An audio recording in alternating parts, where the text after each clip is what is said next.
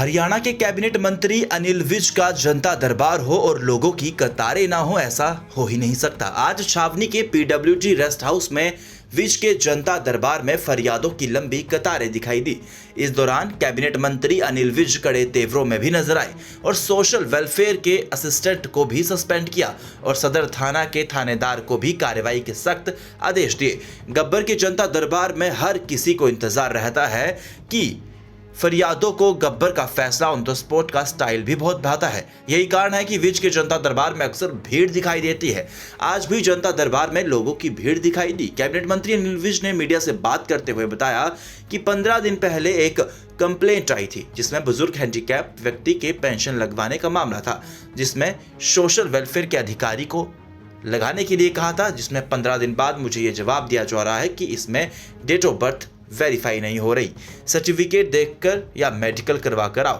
क्यों बार बार लोगों को परेशान किया जा रहा है? इसी को लेकर अनिल विज ने कड़े तेवर दिखाते हुए उसे ही सस्पेंड कर दिया। अब 15 दिन पहले यहाँ पर मैंने सोशल वेलफेयर अधिकारी को एक कंप्लेंट आई थी और काफी बुजुर्ग आदमी है, हैंडीकैप है, उसकी पेंशन का मामला था और मैंने करने के लिए कहा था। और 15 दिन बाद मुझे ये जवाब दिया जा रहा है कि डेट ऑफ बर्थ वेरीफाई नहीं हो। वाई 15 दिन क्यों चक्कर लगवाते हो लोगों के बार बार?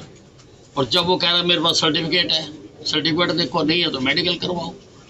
तो ये नेग्लिजेंस बर्दाश्त नहीं की जा सकती किसी की।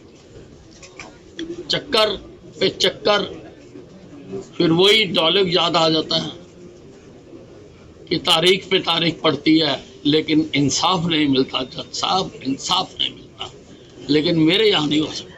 सर, सफाई कर्मचारियों की सैलरी के बारे में भी आपने आदेश दिए हैं कि तुरंत इसको। हाँ, उन्होंने बताया सफाई कर्मचारियों ने कि 3 महीने से तनख्वाह नहीं दी गई है और कुछ ने ये भी बताया कि हमें कम तनख्वाह दी जाती है जितने पे हम लगे। तो इसलिए मैंने लेबर डिपार्टमेंट को बतौर लेबर मंत्री मैंने हिदायत दी है कि नियमों के तहत जिसके खिलाफ भी कार्रवाई बनती है उसके खिलाफ कार्रवाई की जाए और इनकी तनख्वाह दिलवाई जाए। सर, और कितनी समस्या ऐसी आई है जिनके बारे में आपने आदेश जारी किया? समस्याएं तो आ ही रही है, अभी भी लाइन लगी हुई है, तो अभी मैं कैसे बता दूं आपको? नहीं, किसानों को रेल रोको का काम नहीं करना चाहिए, उससे जनता परेशान होती है, काम रुक जाते हैं, विकास रुक जाता है। वो अपनी ट्रैक्टर यात्राएं निकालने की बात कह रही हैं तो शांतिपूर्ण तरीके से प्रशासन से इजाजत लेकर प्रदर्शन करने का सबको अधिकार है, उसमें किसी को कोई दिक्कत नहीं है। लेकिन देश को बंद करना, हम कहते हैं चले और कोई भी कहे बंद करना, ये ठीक नहीं है।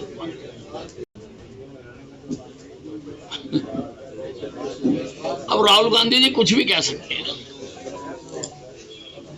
वो 6 साल को युवा भी कह सकते हैं और कुछ भी कह सकते हैं राहुल गांधी, उनको माफ है सब कुछ। Bureau report, Dainik Savera TV.